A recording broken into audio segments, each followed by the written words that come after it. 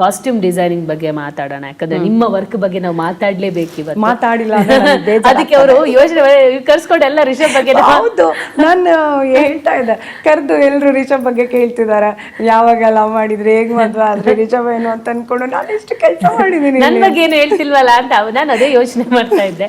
ಅದಕ್ಕಿಂತ ಮುಂಚೆ ಒಂದು ಪ್ರಶ್ನೆ, ಕಾಂತಾರ ಚಾಪ್ಟರ್ 1 ಮಾಡ್ಬೇಕಾದ್ರೆ ರಿಷಬ್ಬೇ ಸ್ಟೇಜ್ ಮೇಲೆ ಹೇಳಿದ್ರು ಸಾಕಷ್ಟು ಹರಕೆಗಳನ್ನ ಹೊತ್ತಿದ್ದಾರೆ ಅಂತ. ಸೊ ಎಷ್ಟು ಹರಕೆ ಹೊತ್ತಿದ್ದೀರಾ ನೀವು? ನಾನು ಮೊನ್ನೆ ರಿಷಬ್ ಹತ್ರ ಕೇಳಿದ್ರೆ, ಪ್ರಗತಿ ಹತ್ರ ಕೇಳಿ ನಂಗೆ ಗೊತ್ತಿಲ್ಲ, ನಾನು ಅವ್ರ ಜೊತೆ ಹೋಗ್ತಿರೋದಷ್ಟೇ ಅಂತಂದ್ರು. ಒಂದು ರಾಶಿ ಉಂಟು, ಒಂದು ರಾಶಿ ಅಂದ್ರೆ ಲಿಸ್ಟ್ ಮಾಡ್ಬೇಕಾದಿನ್ನು ಬಿಗಿನಿಂಗ್ ಇಂದ ಏನೇನು. 3 ವರ್ಷದಲ್ಲಿ ಎಷ್ಟು ಹರಕೆ ಆಯ್ತು? ನಾನು ಮಧ್ಯದಲ್ಲಿ ಅಂದರೆ ಟೈಮ್ ಇದ್ದಾಗೆಲ್ಲ ಟೆಂಪಲ್ಗೆ ಹೋಗ್ತೀವಿ. ಬರೀ ಅಂದರೆ ಹರಿಕೆ ಅಂತ ಅಲ್ಲ, ನನಗೆ ರಿಷಬ್ ಟೆಂಪಲ್ ಹೋಗ್ಲಿಕ್ಕೆ ಖುಷಿ ಆಗ್ತದೆ. ಅದೊಂದು ಪ್ಲೇಸಲ್ಲಿ ನಮಗೊಂದು ತುಂಬ ಪೀಸ್ ಫೀಲ್ ಆಗುತ್ತೆ. ಸೊ ಇಬ್ರು ಒಟ್ಟಿಗೆ ಟೆಂಪಲ್ಗೆ ಹೋಗ್ತೀವಿ. ಹರಕೆ ನಾನು ಈಗ ಕೂತು ಅದೇ ಇನ್ನು ಸುಹಾಸನ ಒಟ್ಟಿಗೆ ಕೂತ್ಕೊಂಡು ಬರೀಲಿಕ್ಕಿದೆ ಇವಾಗ. ಮತ್ತೆ ಬೇರೆ ಊರಿಂದು ಡೆಫಿನೆಟ್ಲಿ ನಿಮಗೆ ಗೊತ್ತಿರ್ತದಲ್ಲ, ಎಲ್ಲ ಕಡೆ ಶೂಟಿಂಗ್ ಲೊಕೇಶನ್ ಎಲ್ಲ ಹೋದ್ರೆ ಅಲ್ಲಿ ನಾಗ ಇರ್ತದೆ, ದೈವ ಇರ್ತದೆ, ಟೆಂಪಲ್ಗಳಿರುತ್ತೆ, ಅದಕ್ಕೆಲ್ಲ ಪೂಜೆ ಕೊಡ್ತೀವಿ. ಶೂಟಿಂಗ್ ಆದ್ಮೇಲೆ ಮತ್ತೆ ಕೊಡ್ತೀವಿ. ಸೊ ಈಗ ಮತ್ತೆ ವಾಪಸ್ ಮರಿಲಿಕ್ಕಿಲ್ಲ ಅಲ್ಲ, ಹೋಗಿ ಅಲ್ಲಿ ಪೂಜೆ ಮಾಡ್ಬೇಕು. ಸೊ ಆ್ಯಡ್ ಆಗ್ತಾ ಬಂತು ಲಿಸ್ಟ್ ಅಲ್ಲಿ. ಹಾ, ಸ್ವಲ್ಪ ಆಗಿದೆ, ಇನ್ನೂ ತುಂಬಾ ಇದೆ. ನಿಧಾನದಲ್ಲಿ ಒಂದೊಂದೇ ಮಾಡ್ಬೇಕು ಇವಾಗ. ಈಗ ಇನ್ನೊಂದು ಮಾತು ಕೇಳಲೇಬೇಕು, ನೀವು ಯಾವುದೇ ಕೆಲಸ ಮಾಡ್ಬೇಕಾದ್ರೂ ದೈವ ಹತ್ರ ಒಂದು ಅಪ್ಪಣೆ ಕೇಳ್ತೀರಾ. ಅದರಂತೆ ಕಾಂತಾರ ಶುರು ಆಗುವ ಮುಂಚೆನೆ ಅಪ್ಪಣೆ ಕೇಳಿದ್ರೆ, ಅದಾದ ನಂತರ ಒಂದ್ಸಲ ಹೋದಾಗ ದೈವನ ಅರ್ಥನ ಆಗ್ಬೇಕಾದ್ರೆ ನೀವು ಕೇಳಿದ್ರೆ ಅದು ನಮ್ಮೊಂದು ನಂಬಿಕೆ ಕೂಡ. ಆ ಟೈಮಲ್ಲಿ ಒಂದು ಮಾತು ದೈವ ಹೇಳುತ್ತೆ, ನಿಮ್ಮ ಸುತ್ತಮುತ್ತಲಿರುವವರೇ ನಿಮ್ಮ ಸಂಸಾರನ ಹಾಳು ಮಾಡಕ್ಕೆ ಟ್ರೈ ಮಾಡ್ತಾ ಇದ್ದಾರೆ ಅಂತ. ಸೊ ಇದನ್ನ ಕೇಳಿದಾಗ ಏನ್ ಅನ್ಸ್ತು ನಿಮಗೆ? ಸೊ ಅದಕ್ಕೆ ಪರಿಹಾರ ಕಂಡ್ಕೊಂಡಿದ್ದೀರಾ ಅಂತ? ಏನೂ ಅನಿಸಿಲ್ಲ, ಯಾಕಂದರೆ ನಾವು ಆ ದೈವ ದೇವರುಗಳನ್ನ ಚಿಕ್ಕವರಿದ್ದಾಗಿಂದನೂ ದೈವ ದೇವರುಗಳ ಮೇಲೆ ನಂಬಿಕೆ ಇಟ್ಕೊಂಡೇ ಬದುಕಿರೋದು. ಸೊ ಎಲ್ಲ ಕೆಲಸಗಳು ಸ್ಟಾರ್ಟ್ ಮಾಡಬೇಕಾದ್ರೂ ಕೇಳ್ತೀವಿ. ಮುಗ್ದಾದ್ಮೇಲೂ ಆ ಗ್ರ್ಯಾಟಿಟ್ಯೂಡಿಂದ ಒಂದು ಪೂಜೆಗಳನ್ನು ಮಾಡಿಸೋದಾಗಿರ್ಬೋದು, ಎಲ್ಲ ಒಳ್ಳೆ ಕೆಲಸಗಳಲ್ಲಿ. ಸೊ ಯಾವತ್ತೂ ಅದನ್ನು ನಮ್ಮ ಹಿಂದೆ ಕಾಯೋ ಒಂದು ಶಕ್ತಿ ಇದೆ ಅನ್ನೋ ಒಂದು ಧೈರ್ಯದಲ್ಲೇ ಬದುಕೋದಲ್ವ. ಸೊ ಆ ದೈವದ ಮಾತಲ್ಲೇ ಅದು ಕಂಟಿನ್ಯೂ ಆಗಿದೆ, ನಾನಿದ್ದೀನಿ ನಿಮ್ಮ ಬೆನ್ನ ಹಿಂದೆ, ನಾನು ಕಾಯ್ತೀನಿ ಅಂತ. ಅದೇ ಆ ಭಯ. ಸೊ ಅದಿರೋದ್ರಿಂದ ಏನು ತಲೆ ಕೆಡಿಸ್ಕೊಂಡಿಲ್ಲ. ಇನ್ನು ನಿಮ್ಮ ವಿಷಯಕ್ಕೆ ಬರೋಣ. ಒಂದು ಸರ್ಕಾರಿ ಹಿರಿಯ ಪ್ರಾಥಮಿಕ ಇದರಲ್ಲಿ ನೀವು ಕಾಸ್ಟ್ಯೂಮ್ ಡಿಸೈನರ್ ಆಗಿ ಬಂದಿರೋದು.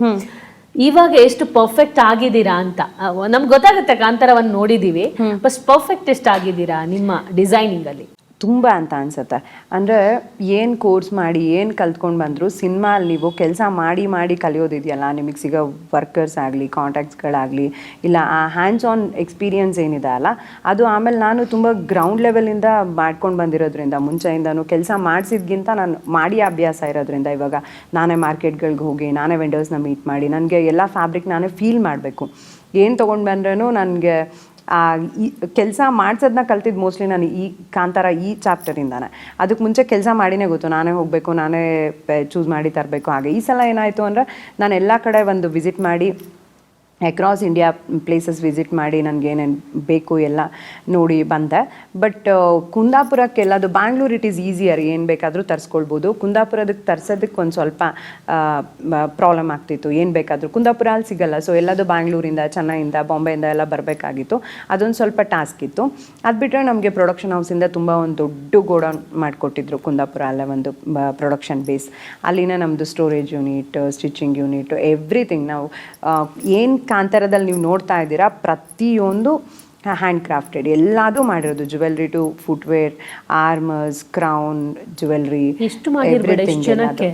ಅದೇ ಕೆಲಸನೇ ಮಾಡಿದ್ದಲ್ವ. 2 ಇಯರ್ಸ್ ನಾನು ಶಿಫ್ಟ್ ಆದಾಗಿಂದ ಒಂದು ಸ್ವಲ್ಪ ಟೈಮ್ ಇಲ್ಲಿ ರಿಸರ್ಚ್ ವರ್ಕ್ ಮಾಡ್ತಿದ್ವಿ. ಅದಾದಮೇಲೆ ಅಲ್ಲಿ ಶಿಫ್ಟ್ ಆಗಿ ನಮ್ಮದು ಪ್ರೀ ಪ್ರೊಡಕ್ಷನ್ ಸ್ಟಾರ್ಟ್ ಆಯಿತು. ಒಂದಿಷ್ಟು ಲುಕ್ ಟೆಸ್ಟ್ಗಳಾಗ್ತಾಯಿತ್ತು, ಅಪ್ರೂವಲ್ ಸಿಗ್ತಾಯಿತ್ತು. ಎವ್ರಿ ಲುಕ್ ಮೇಲೆ ವರ್ಕ್ ಮಾಡ್ತಿದ್ವಿ, ಬ್ರೈನ್ ಸ್ಟಾರ್ಮಿಂಗ್ ಮಾಡ್ತಿದ್ವಿ, ಲುಕ್ಗಳು ಕ್ರಿಯೇಟ್ ಮಾಡ್ತಿದ್ವಿ, ಅಪ್ರೂವಲ್ಸ್ ತೊಗೊಂಡು ಇನ್ನೊಂದಿಷ್ಟು ರಿಫೈನ್ ಮಾಡ್ತಿದ್ವಿ. ಸೊ ಇದು ಈ ಎಕ್ಸ್ಪೀರಿಯನ್ಸ್ ಒಂದು ಯೂನಿವರ್ಸಿಟಿ ಥರ ಈ ಸಿನಿಮಾ ಅಲ್ಲಿ ಕಲ್ತಿರೋದು. ಅಂದರೆ ಈ ಥರದ್ದು ಒಂದು ಮಟೀರಿಯಲಿಂದ ವರ್ಕ್ ಮಾಡಿಲ್ಲ ಥರ ಇಲ್ಲ, ಎಲ್ಲದ್ರ ಜೊತೆಗೂ ಕೆಲಸ ಮಾಡಿದ್ದೀವಿ. ಅದೊಂದು ಎಕ್ಸ್ಪೀರಿಯನ್ಸ್. ಆ್ಯಂಡ್ ಟೀಮ್ಗಳು, ಬೇರೆ ಬೇರೆ ಕಡೆಯಿಂದ ಬಂದಿರೋ ಟೀಮ್ಗಳು, ಅದೇ ನಾನು ರಿಷಬ್ಗೆ ಹೇಳ್ತಿದ್ದೆ, ಇಲ್ಲೇ ಒಂದು ಪ್ಯಾನ್ ಇಂಡಿಯಾ ಥರ ಕಾಣಿಸ್ತಿದೆ ಅಂತ. ಅಂದರೆ ಚೆನ್ನೈಯಿಂದ ಇದ್ದರು, ಹೈದ್ರಾಬಾದಿಂದ ಇದ್ದರು, ಮುಂಬೈಯಿಂದ ಇದ್ದರು.